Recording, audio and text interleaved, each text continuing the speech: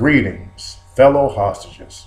Captain Black here. Today's topic, Dylann Roof and conservative denial.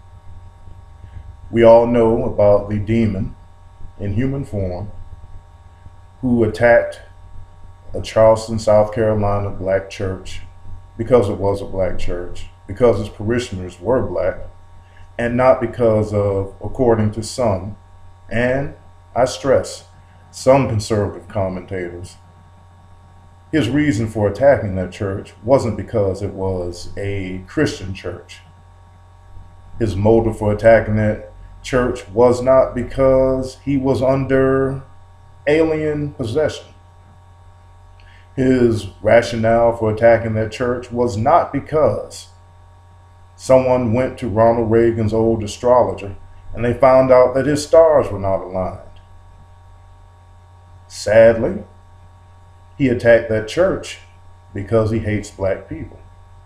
I can understand for some conservatives who feel that this is not only a heinous crime, but also politically inopportune in a presidential campaign season.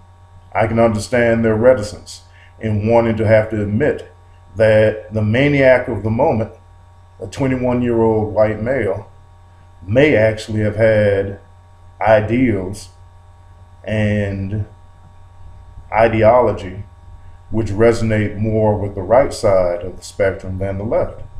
Now, I know that some historians will argue, well, no, his love of the South African regime, referenced with the Rhodesian flag, his love of racial separatism, his love of violence and pursuit of racial separatism, they would say that if you call him under the general umbrella term a Nazi, well, Nazis were socialists. And while that may be true in the intellectual sense, in America, not the, gladly defunct Third Reich, but in America, many of your white nationalists who could be called neo-Nazis, Aryans, or just at-large card-carrying homicidal racists still aggregate on the far end of the right-wing spectrum. Does not mean all conservatives are Nazis, neo-Nazis, or the like, but it does mean that, just like with the black community, which is always told that you must own the misdeeds of your criminal element, white conservatives and some of their black peers must face the very unpleasant fact that virulent, violent racism is a strain within the American conservative body politic. No less a luminary than William F. Buckley, the late founder of National Review and star of the original, well, I can't say, I was about to say Crossfire, but that was inaccurate, but star of an original conservative political talk show upon which many others may have been modeled. He had to deal with a racist element in the Republican Party and the conservative movement in his era.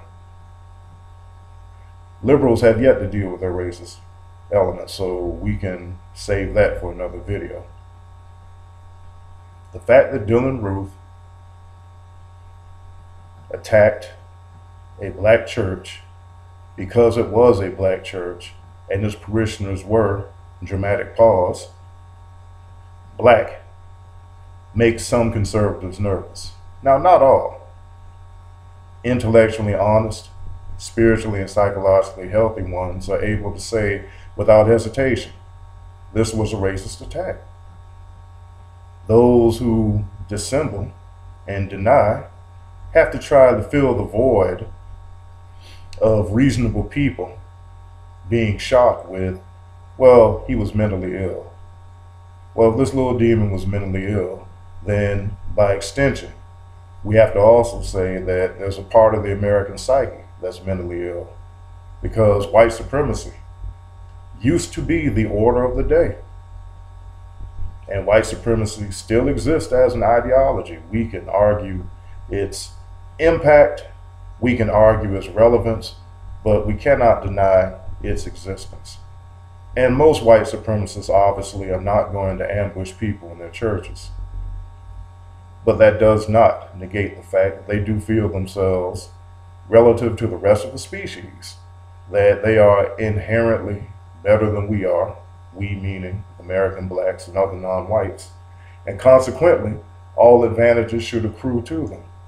Consequently, a certain immunity should be granted to them if they happen to have a confrontation with persons of another color. All of this strikes at the heart of the individual rights proposition that conservatives and, in the past, liberals have championed.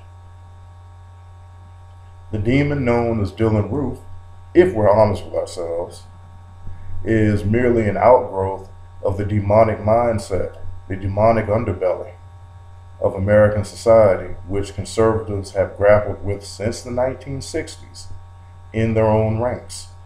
Sadly, in the 21st century, the default response to any type of white racist aggression is oftentimes to fill the void of reasonable thought with any excuse, literally, under the sun. Now, this church attack is not a daily occurrence. Black churches, as I've always said, should arm themselves against the more frequent internal threat, but we black Christians have got to reassess, and I've been saying this for a lifetime, a turn the other cheek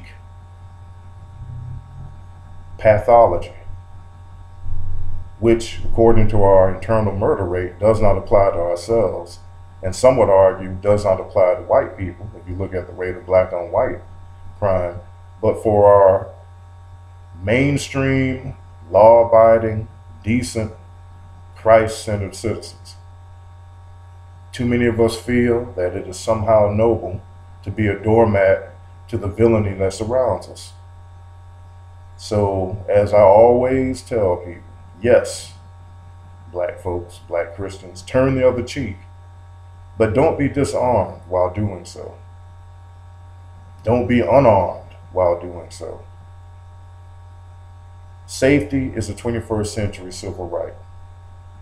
Dylann Roof illustrated in one graphic moment its inescapable value. We have thugs who lay waste to our churches, who attack our parishioners on a daily basis. That's not trying to place one atop the other. I'm just merely stating, once again, that we have to defend ourselves. And whether the assailant is a demon, like this little roof creature, or the daily demon of black crime that I call Chocolate Klansman, we should be able to meet these threats with a lot more than good intentions and gospel music. So, wrapping this up, conservatives, we have to be honest about the demons in our midst, just like we've been honest about the demons in other communities.